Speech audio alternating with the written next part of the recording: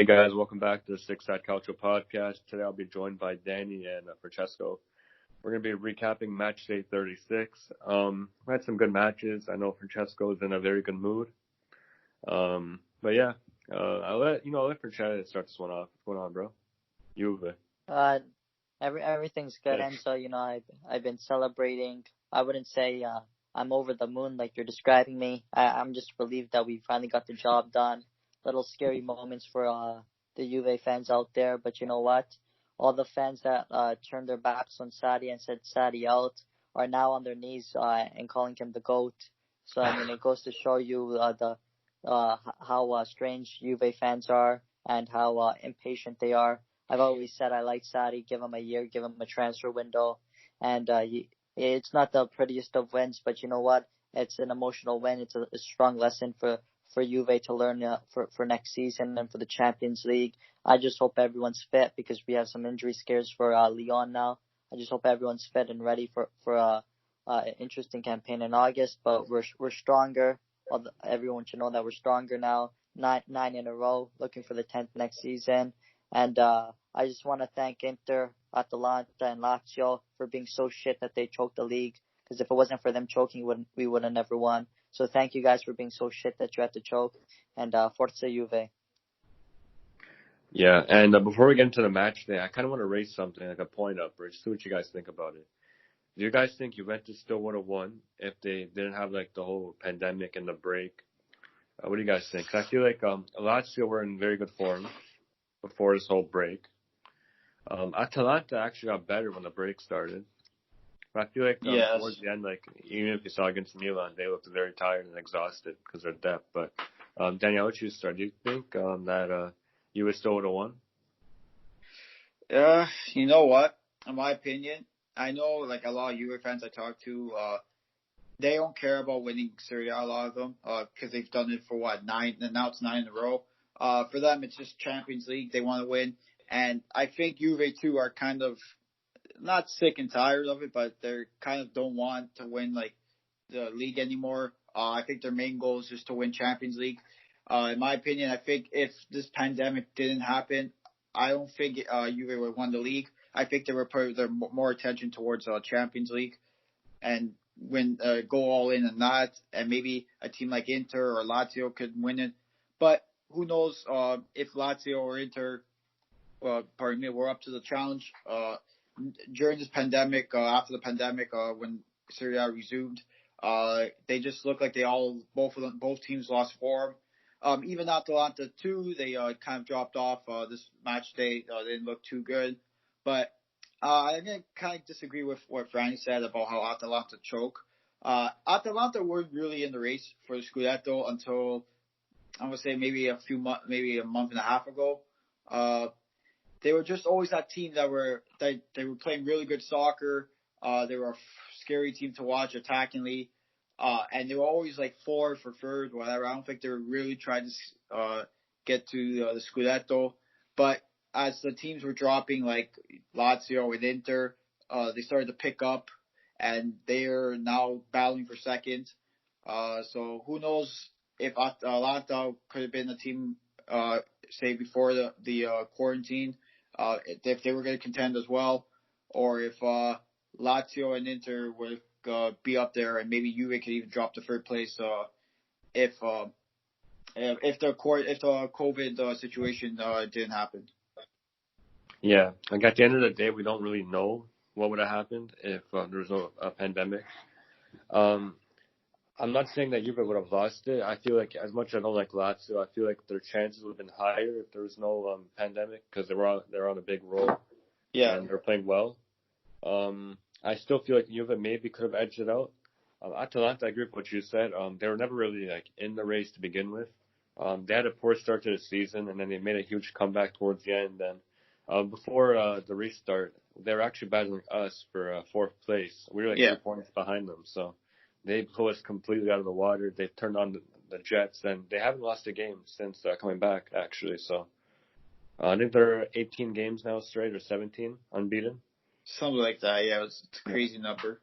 So they did really good to really come back. I feel like if they started off the season better, I really do think they would have had a really good chance to win the league. But yeah, you never really know what's gonna happen at the end of the day. I just feel like this stop really hurt Lazio more than anybody else. Yeah, even Inter too. Like just before, even a little bit before the break. Like you can even say since the Coppa Italia semifinals, the first leg, they weren't playing the best soccer after that leg too. So that kind of hurt them as well. And also this the break that happened in between the season also hurt Inter as well too. Or else they could be, they could have been contending for the Scudetto as well. To be honest, Inter, I feel like their drop-off was inevitable. Every season they tend to drop off towards the end. Yeah. Even before the restart, they seem to be dropping off a bit. And I don't feel like Inter was ever, maybe at the beginning of the season you could have seen it that way, but I don't think they're ever really like a favorite to win the Scudetto. I feel like people based it more off their transfers rather than their actually, like the way they're playing. Because they brought in Lukaku, they brought in all these players. I feel like next year it may be fair to consider them a stronger favorite because Conte had a year under his belt. The players now they know what it takes. Hakimi's coming in. I still don't think they'll win it, but I think they'll have a better chance next season. But yeah, I feel like Lazio really got hurt the most. How about you? Yeah, I agree. Yeah, I think definitely Lazio did get hurt the most, but you guys have to understand. You're saying that we don't know, like, if the pandemic never happened, we can't really tell what's gonna happen. I think you guys are forgetting what happened in the past. The same thing happens 9 years in a row now. Every time, no matter what team it is, whether it's Napoli, whether it's Inter, whether it's a Lazio, whether it's Roma, whatever team was fighting Juventus for that Scudetto, that proved an actual challenge. And the later ends of the games, they managed to fall off and start choking and start losing the games that they needed to win. And then Juve would just capitalize on that and win the Scudetto. It's been happening for years now. Like I said, 9 years in a row now. Happened with Napoli, happened with Roma, happened with Inter. It's happening with Lazio now and Atalanta, whatever it may be. Lazio, I don't think they were going to win. Take away the pandemic, I still think they would have lost a couple of games just because I think they would have came second. Though I think the only thing that hurt them was their second place finish because, like Enzo said, they didn't have enough depth.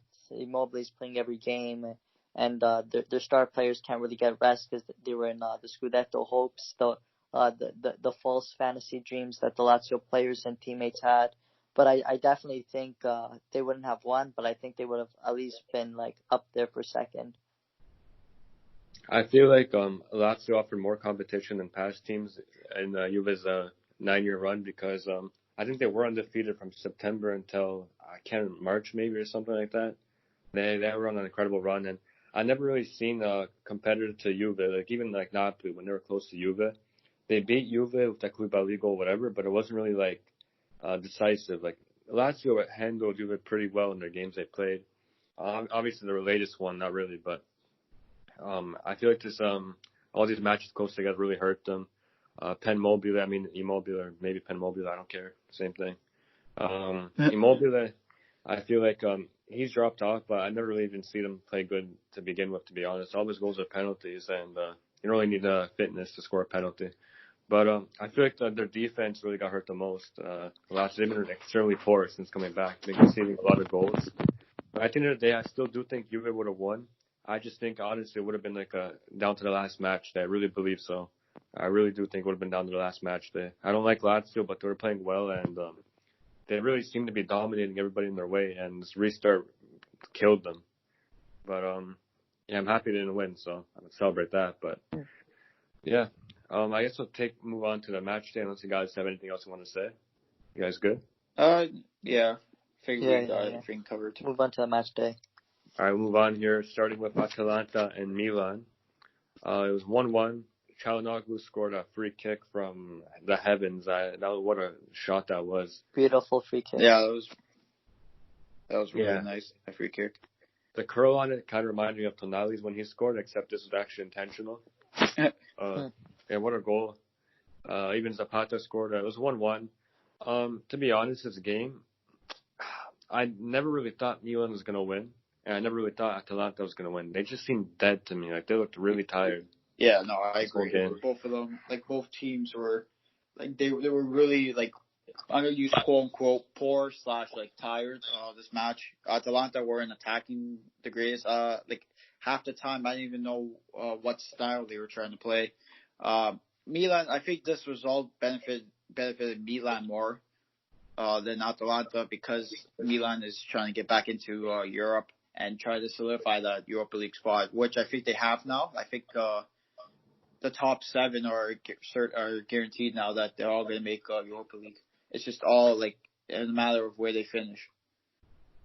And I think I feel like the big turning point in this match was when Donnarumma saved the penalty. I feel like if Atalanta scored there, the game would have been much different. But I think ever since that penalty saved by Donnarumma really changed the match, and both teams looked really deflated ever since that save. And you would think that would have boosted Milan's confidence, but they just seemed flat the whole game. Same with Atalanta, and both teams seem to be really missing the final pass in the final third. So, Francesco, what do you think? Yeah, obviously I wanted Milan to win. I wasn't Juve was going to win against Sampdoria at the time. I wanted the biggest upset possible with Milan winning. Obviously both teams going in their top form. Çalhanoğlu with that amazing free kick, beautiful goal. I was celebrating it more than a Juve goal. And then Zapata scored a nice goal after that penalty miss. So obviously I think it boosted Atalanta more than it did Milan. They were pissed off. They knew that they wanted it. And I just think that's Gasperini's play style. The way that Atalanta usually play and like to play, it's very hard to do on a weekly basis. Never mind a basis where you have 3 days of rest in between for the longest time now. So I think both teams were just tired out and exhausted, especially the Atalanta. They've been playing so good this whole season. The way they playing the attacking style of football, the way Gasperini likes, and it just tired them out. I think they're just trying to reserve their last fuel for the Champions League against PSG, where they think they have a real good chance because now Mbappe's out. That we'll get back into later on. But I think that's what they're doing because they've already got the Champions League spot. It's just a matter of is it going to be second, third, or fourth, and they're pushing for that second place for some easier teams in the group stage. But great game, and I wanted a Milan win, but I'm happy for a draw. And at the end of the day, it doesn't matter because Juve won their game. Yeah, well said. We'll move on here now to Genoa and Inter. Inter thrashed them 3-0 pretty comfortably. Alexis Sanchez, to me, was probably one of the best players on the pitch. He was really good, and he's been good ever since the restart. And to be honest, the whole season he's been decent, but as of late, he's really stepped it up. And I think he said something along the lines of joining Inter made him fall back in love with Calcio. So that's good to see. You can tell on the pitch he's playing much harder. And he seems obviously not back to his old self in his prime, but he seems to be really good. And I think he'll be as close as he'll ever get to the Arsenal stage. He won't get back there, but I feel like it's fair to say he can say around this ability he has right now and the way he's playing this form. Lukaku keeps scoring, and to be honest, I think Lukaku, in my opinion, has probably been the best striker in the league this year. He hasn't scored that many pens, and I feel like center backs seem to be really cautious around him because he's very strong and he's hard to defend. Yeah, he's fast too, and he's really hard to defend, and you really do need 2 guys on him at all time. You can't really mark him one-on-one because he'll just put you on his back, turn, and shoot right away, and his shot's like a rocket. So I think Lukaku, although he has been appreciated, I feel like he's been underappreciated in a sense where Ronaldo and Immobile are putting up these ridiculous numbers right now.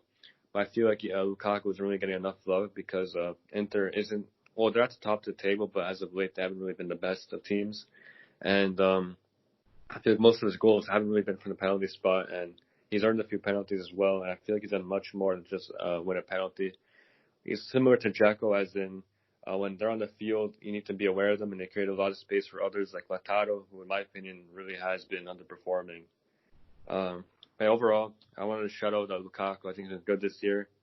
Alexis Sanchez has been very good. And, big win for Inter. Yeah, I agree with you what you say about Lukaku. I think he has been like a top striker in Italy. Maybe the best, like you said. if you might take away the penalties. He's just a striker. Like he did at Everton. At United, he was kind of poor, but it seems like he's been recatching his form since moving to Inter. I like Lukaku personally. I know at the beginning of the year, I was overhyping. I tried to what was it called? Like calm the people down, saying he's not gonna be that good. But he proved me wrong. I take everything I said back about him. It being just a few game stint. He's been really good, and it's good for Inter because they haven't had.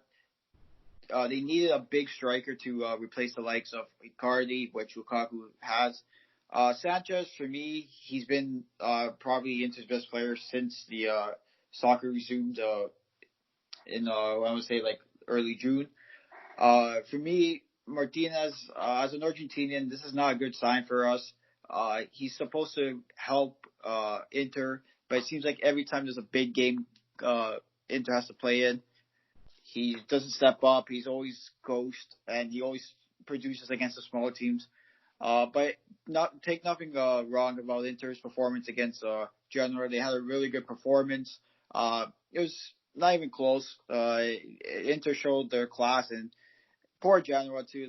They're battling for relegation now, and it's really close at the bottom of the table with Lecce at 32 points and Genoa at 36. So who knows what could happen these next two games? But Genoa's got to pick up the pace if they want to remain in the Serie A. Frank, what do you think about the Inter versus Genoa? I think there was one problem for Genoa's part. You guys are gonna laugh, but I think it's been true. Every time Stefano Scudetto plays, Genoa has more. I knew it. Dominance on the field for Genoa. It's a God. proven fact. Laugh all you want. Every time Scudetto's on that field in that game, Genoa seems to be a better team. He seems to get the ball up to the strikers where they need to be. He controls the mid like a real champion, and he just wasn't. He wasn't there. And what happened? Inter capitalized on Genoa's mistakes, and they destroyed him. It was a dominant performance from Inter. On terms of Lukaku, like Danny and Enzo said, I think the only reason people are overlooking him is because when you see numbers like Immobile 34 goals and Ronaldo 31 goals, and then you see Lukaku with 23 goals, which is an amazing goal scoring record. Especially, I'm pretty sure it's the most from an Inter player in his first season, or he's tied with Ronaldo. I'm pretty sure in the first season. R9, yeah. When you have, So when you have like a season that good that's being overlooked because of the crazy numbers, it goes to show you how much of a great league Serie A is and how competitive it is, not just in the table, but just like in the goal scoring, in the assists, in the clean sheets, whatever it may be. It's always a close race until Juventus run away with it in the table. But Lukaku's been phenomenal for Inter, even Sanchez. It's just unlucky that he got injured early on in the season. I'm happy he did as a Juve fan, but for the Inter fans, it must suck because he was showing promise at the beginning, and then he got that injury, and then after COVID, he's really been stepping up his shoes. Hopefully, as Inter fans, I would assume they would want to buy him from Man United and try to progress. But I think Conte had a successful season. There's some reports here and there saying he might leave at the end of the season, he might get sacked. I think it's false. You can't really sack a manager for coming second or third place in the first season, especially when Juventus is a team in the league. But great performance by Inter, and I hope Genoa will learn from their mistakes. Yeah, well said. I feel like the only way Conte would really leave Inter is a difference in a view for the future. I feel like Conte wants certain things, and Inter may not be able to deliver that. But they won't. I highly doubt they'll sack him based off performances. They can't really do that. No way. Unless Inter start off really, really poor next year. Maybe I could see something like Ancelotti had when last season too, when Napoli finished second. So I think about 15 points behind Juve or something like that. And then the following season he was sacked. I could see something like that happening to Conte if Inter start playing really poor and they just fall from earth. Yeah, anything Conte does like that happening. Yeah, anything he does really doesn't surprise me. Yeah, now moving on. Daniel, will let you take this one. Napoli Sassuolo. Yeah, my goodness. I just want to say, I think we can all agree with this. Sassuolo, when they attack, they're actually a great team attacking wise. The only problem with them, and I've said it like week in and week out, is just the defense. They're not that strong in defense. But when they attack, they're a team that you have to look out for. We played. I like the way Napoli played the first half. We started off kind of sluggish, but then we picked up a little bit. We got the nice goal in the beginning of the half with a nice Husai. Surprisingly, in the 8th minute, great build up. Husai got the nice goal, his first ever goal for Napoli. So congratulations to him. Before the match, I was saying that I didn't know why Husai is actually playing on the left back. The guy's not the greatest on the right, and now he's playing on the left side where he's off his foot, off balance. He's on his weaker side. But you know what? Yeah, surprisingly, he played pretty good. A few times, maybe 2 or 3 times, he was caught out on the defensive end. But thank God that all the goals Sassuolo scored, which were 4 of them, we ruled out because of VAR, because they were offside. So it's good to see Husai attacking wise, playing good, but on the defensive end, I didn't like the way he played defensively. For me, Politano had a pretty strong match. He had a chance in the first half. I think it was the first half or second half, or early second, that he hit the post.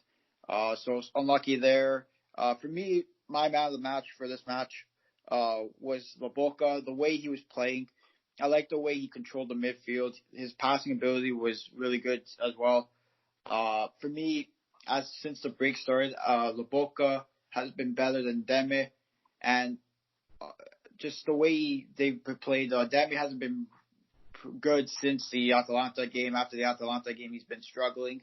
So I think the next few matches, Lobotka could score to start, and Allen as well. He came off the bench and he scored the goal to put us up 2-0 to seal the game. For me, I like Allen as a player. I like the way he plays. He plays hard. He's a good ball winner. He could score when he has to, and he's just a physical guy to play against. But the one thing I did not like about Allen is just the way he's been acting lately since his PSG move didn't happen. So who knows what his future can hold, and maybe in the summer we can sell him, or maybe if Napoli keep him, maybe use him as a rotation player. But there's a bigger chance that he could get sold in the summer. I really like the way Koulibaly played. He played pretty good. It was hard for a few Napoli to defend when they were always on the counter and they only had 3 guys back because Husai would push up and get caught. But give Sassuolo a lot of credit. They have a really good team. Berardi's a good player. Djurdjic is up and coming. He's been playing really good as of late. Caputo, their main man, is incredible. His movement to get into open space, to make his runs. They just have a good, solid team. They could be a team that could finish maybe top 10 next year, as well as this year, maybe even push for Europe if they can improve on the defensive end. And yeah, that's just my overall thoughts on the game. It's a big 3 points for us, and let's just hopefully we can play a bit better on the defensive end against 2 quality sides coming up in Inter and Lazio. Yeah, well said, Danny. I just want to say for all the Sassuolo fans out there, I feel your pain. I'm truly sorry for you. Watching that game must have been hard. Watching your team, I think Sassuolo, I wouldn't say they were the better team, but I think they were the more attacking team than Napoli. I think Sassuolo were the better team overall. Napoli, to begin the second half, it seems like they were just like trying to defend with their lives. They couldn't do nothing much. Scared, yeah. And Sassuolo made us pay 4 times. It was just unlucky that they got the 4 offside goals. But if people watching the replay, you would see that there was offsides on every one of their goals. So it was the right call at the end of the day. But it was just unlucky. Yeah. Just watching the game as a Sassuolo fan, celebrating 4 times to tie it up, and seeing them all offside must have really hurt. And luck just didn't go your way that game. But overall, Napoli did what they needed to do to get the win. It's just a very, very, very unlucky loss for Sassuolo, but hopefully they could bounce back from it because they've been in really good form since the restart. Yeah, they're a good team. They got a great attack. I think they have one of the most goals in the league, but they also have like one of the most goals conceded as well. So if they could shake up that defense a little bit, get maybe a quality guy on the center back, or even two solid center backs, they could be a team to look out for next year. Like maybe surprise a few teams, maybe even finish like top 6 next year. Who knows? Yeah, well said by both of you. Now we'll move on here to Roma Fiorentina. I'll take this one, I guess. Coming into this match, I was pretty optimistic. Recently, we've been playing very good. I feel like we're one of the most informed sides right now in the Serie A, ever since we switched to 3 at the back. Formation really changed the whole team. We're extremely dynamic now. We have many things we can throw at teams now. Mancini's been running up a lot. And when he runs up, either Diawara or Veretout sits back for him. And we also have Spinazzola, who's been playing like a prime Ronaldo on the wing there. I don't know what the hell happened to him, but going forward, he's been doing really well. He hasn't gotten hurt, which surprises me because previously he played 2 minutes and get hurt. So that's good to see. Overall, the whole team has been playing very good. Veretout at the anchor of the team. In my opinion, the player this season for us has been excellent. Scored both penalties, and I tweeted this out on my personal Twitter account. And I just said it's so difficult to score a second penalty against the same keeper in the same game because it's such a mental battle.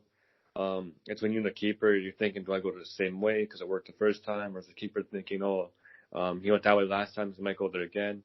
Maybe he thinks I think he's going to go there, so the other way. It's such a mental battle. It's like a chess match. And to see Veretout place that away perfectly, all confident, and Darkowski didn't even move, that was good to see. So we found a new pen taker. So once Perotti's gone, we know we got someone. I was very happy to see that. And Diawara, in my opinion, was the man of the match for that game. I know he didn't score both goals like Veretout did, but I feel like Diawara was everywhere in the pitch throughout the match. When the ball up, going forward, he was great.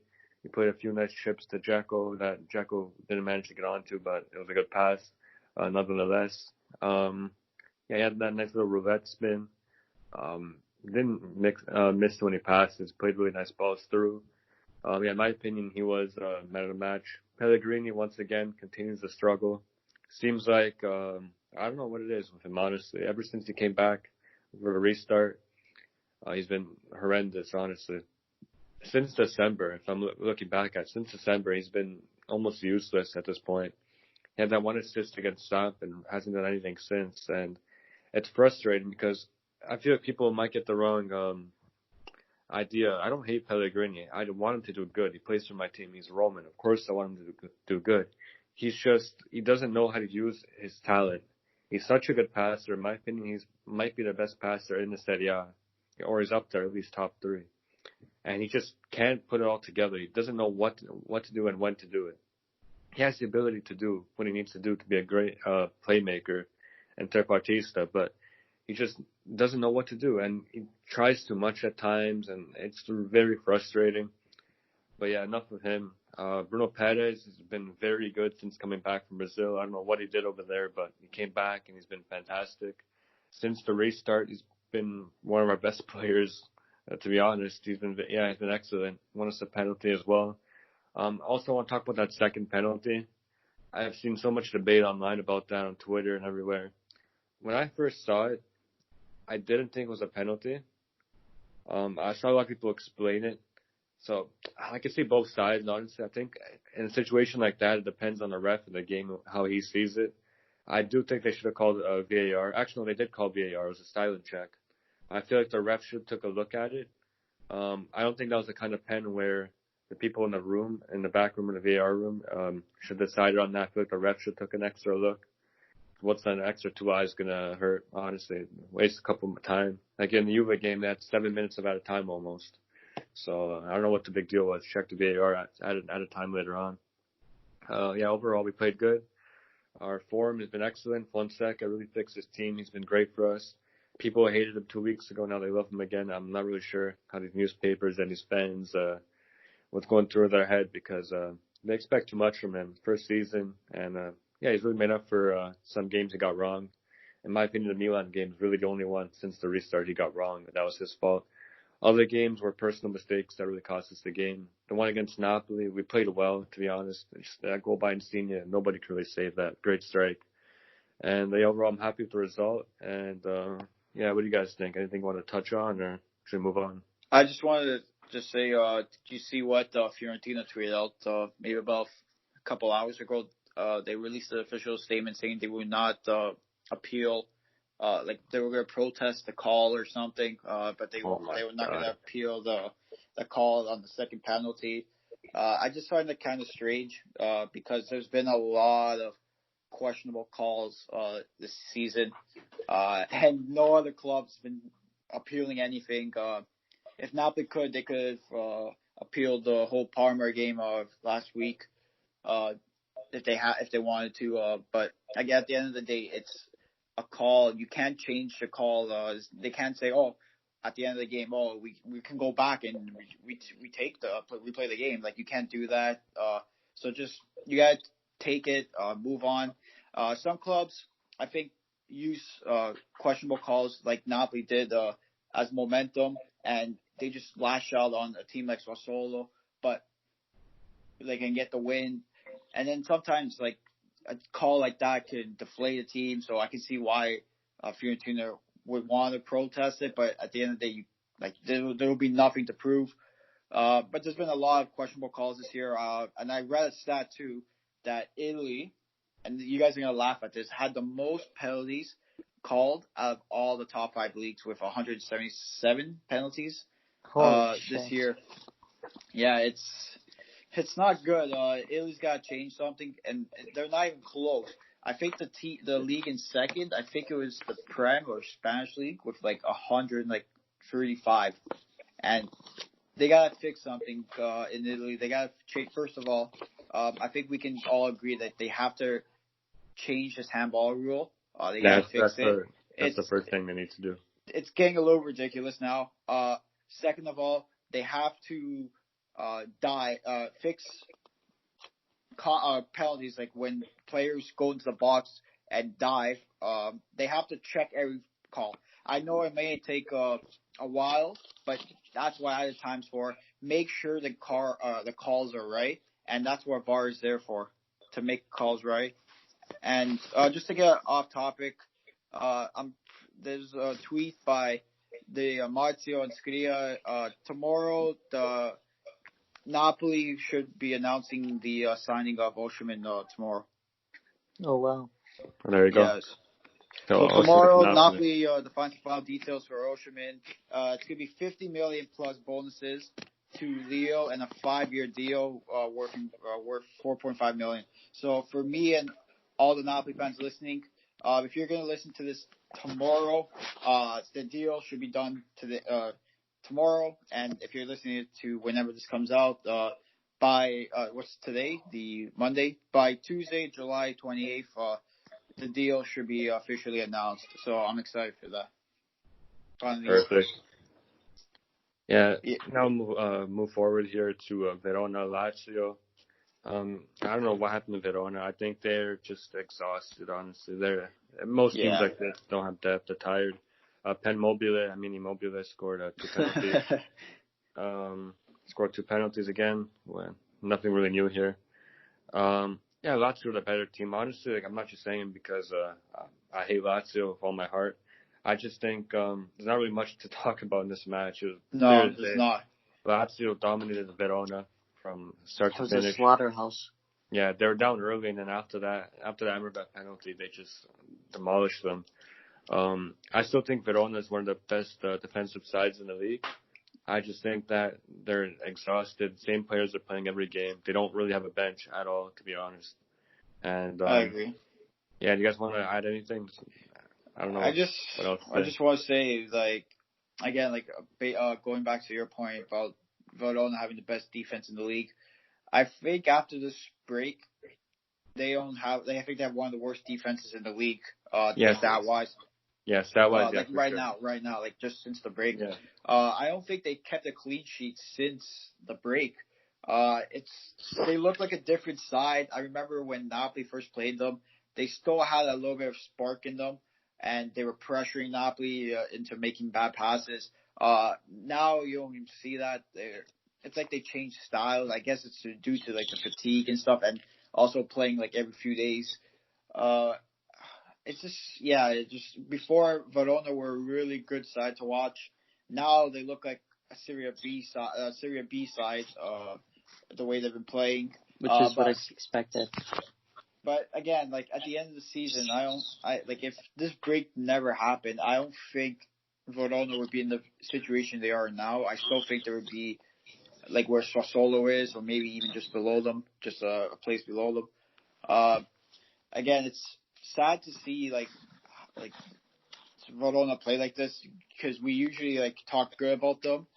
But now they're just playing, I think, just to end the season. And one positive thing I can take from Verona is Ramani. He's been playing really good for them this whole season, and I'm excited to see him at Napoli next season. Yeah, I feel I like. just want, What were you gonna say? I just want to add on. I think people are being too harsh on Verona here. Yeah, I agree. The start of the season, you would say, oh, I think Verona's going to Serie B. I think they're going to be in relegation battle. And the season they had has just been so remarkable that one little stint against Lazio, which is really their biggest loss, in my opinion, the 5-1. I think it wasn't more of Verona being tired. I think that was a huge factor, but it was also because Lazio are really pushing. We're really pushing for that Scudetto, and they had a lot of hunger and they had a lot of motivation to actually win that game. Where Verona was just trying to hold on to where they are. They're kind of afloat in that mid-table, so that's all they were doing. Lazio was actually trying to motivate that, have more motivation and hunger to win that game, in my opinion. And one thing, I'm not the biggest fan of Immobile. I think he's very overrated, in my opinion. He doesn't really do it. A lot of things. Yeah, he scores goals, but I think that's there are a lot of fake goals in there, like Enzo has been saying. But one thing I got to give credit for, he just needs one more goal, and he's basically the Golden Boot winner of Europe. So it's always nice to see that at least someone in Serie A is winning that award to show all the other leagues who what a good league Serie A is. Even though if they're all penalties, it just puts a good eye on Serie A in the whole and Italian. So fair play to Immobile if he gets the job done. As long as the Serie A player wins, I'll be happy, whether it's Ronaldo or Immobile. But great game by Lazio, and like I said, it was just a slaughterhouse. Yeah, Immobile needs 2 more to tie Higuain's record of 36 goals. Yeah. 3 more to beat the record. And he's got, I think they have a good matchup this week, and then they have Napoli at the end of the season. But I just want to give Immobile credit. He did score a hat-trick, so congratulations on the hat-trick, even though 2 of them were penalties. But that second goal he scores, my goodness, was it amazing. It was an amazing goal he scored. I got to give him credit for that one. So that's all I have to say about the Lazio and Verona. Yeah, and as for me personally, from a Roma fan, to Brescia, Napoli, if you're listening to this, make sure you park the bus, do whatever you can. Make sure there's another goal this season. I will pay anything that you like. I'll bribe the ref, anything. Please, whatever you do, don't allow this guy to score penalties. Don't foul in the box. Please don't do anything stupid. And Brescia, Napoli, please park the bus. Don't even go for Tell that more to Brescia, not to us. We'll make sure. Please. Just everyone, make sure it doesn't score, whatever you do. Please. And, moving on from that, let Francesco end off the final game of the match day. Juve, Sampdoria. Going into the game, I predicted a 3-1 win. The defense just hasn't been what it should be for a Juventus team, and the players we have with Bonucci and De Ligt. I don't know, something's not clicking in the defensive line. I don't know if it's the tactics. I don't know if the players are being tired. I don't know what it is, but I thought we were gonna concede for sure. Ronaldo scored the penalty. I was celebrating. I don't know what to say. I was watching with so much fear. A game that a couple of years ago Imagine back when Del Piero was at Juventus, you would sit down, watch Juventus Sampdoria, you'd be laughing with your friends saying this is going to be a 6-0 game. And now Juventus fans were trembling in fear because we didn't know if we were going to win this game. This was kind of like the last straw Juventus had. If we didn't win this, I think the season would have been over because Cagliari and Rome are two tough teams to face, obviously. But overall, we got the job done. We did what we needed to do. A really great 2-0 win. We played. I wouldn't say we played amazing, but we played good enough to win. Pjanic, I think he was one of the best players on the pitch, and that's saying something. I'm glad the guy finally learned how to play for Juventus when he's out the door, base. So, but I just want to say thank you to the team for all the stress you caused me. And another thing, Federico Bernardeschi, the legend, the man, the myth, the legend, scored his first goal in Serie A since 2018. And what a goal it was to score. A goal to seal the Scudetto. You could see the emotion in the guy's face for what he needed to do. Pinaldo unlucky, missing the penalty, hitting the crossbar was a shit penalty. But you know what? I'll take it because, if you're going to miss the penalty, miss it now when it doesn't matter and score it in the Champions League when it actually does matter. But other than that, we played good enough. And thank you to Emilio Duro, the Juventino goalkeeper. Juventus owned him, and I think he's an honorary mention for that game, man of the match, in my opinion. So thank you, Duro. Oh, God.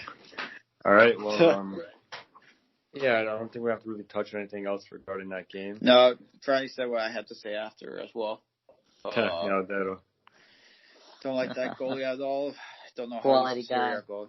I don't know. Juve should buy him back. Juve should buy him back. And just before we end the podcast, I just want to say that Benevento have confirmed the signing of Camille Glick. He did his medical today. Right now, he's at the stadium watching Benevento take on Chievo Verona. So the official announcement should be soon.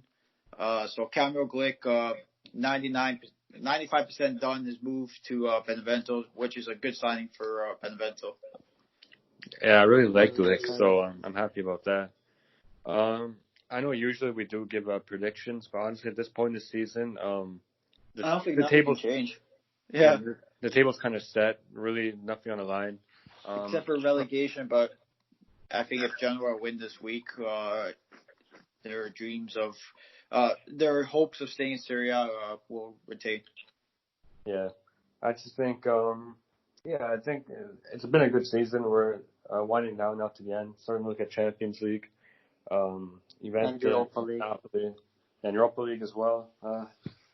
I really don't know what to think about that, the whole Smalling situation. I'll touch more on that when the season's over. I think when everything's said and done, we know what his future is and everything. Talk more about that. And yeah, thank you guys for listening today. You can go find us on Twitter. Oh yeah. I need to say something for the Juventus fans out there. Oh no. In previous podcasts, I've kind of had my differences with Arthur the Aardvark, and as of right now, I think his actions that he's doing at Barcelona, where he's training so he could be in peak condition for Juventus, and he stated he does not want to play for Barcelona anymore this season, so he won't play in the Champions League. He won't play in La Liga's finished. Well, he won't play in Champions League. He's not training with Barcelona, and the Barcelona board said if he doesn't return to Barcelona tomorrow, they're going to launch an investigation.